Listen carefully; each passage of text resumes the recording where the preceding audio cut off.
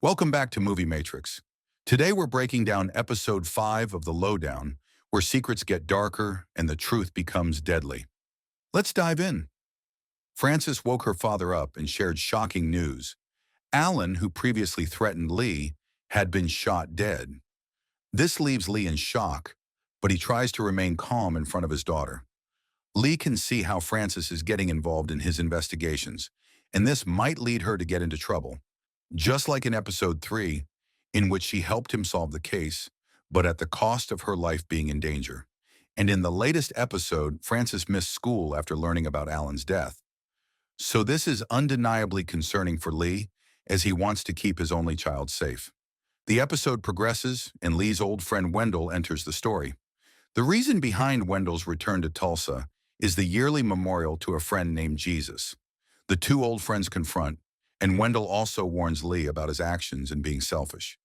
He tells him that his behavior might hurt his daughter, just like he once failed to check on Jesus the day he died of an overdose.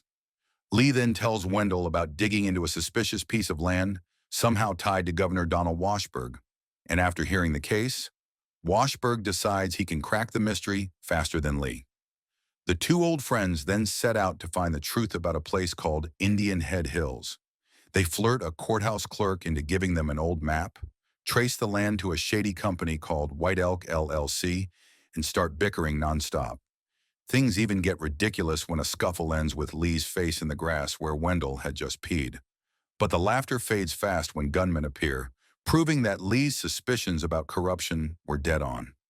Lee and Wendell meet a real estate agent named Vicky, who discovers that White Elk LLC is secretly reselling the same land to another company for 4 times its real value. It's basically a bribe hidden as a business deal tied to Governor Washburn. Wendell gets annoyed with Lee's attitude, convinced Lee always has to be the smartest guy in the room. That night, they share their strange annual ritual, Jesus Day, where they sit by a fire, burn books, and confess their screw-ups. It's a rare, honest moment. Both admit how lonely and broken they really are. Their friendship is shaky, built more on shared pain than trust. Meanwhile, Donald Washburg's wife, Betty Jo, gets caught in the crossfire. Donald accuses her of secretly helping Lee, loses his temper, and smashes up the kitchen before leaving with a gun. Scared, she calls Lee, who helps her plan to escape Tulsa.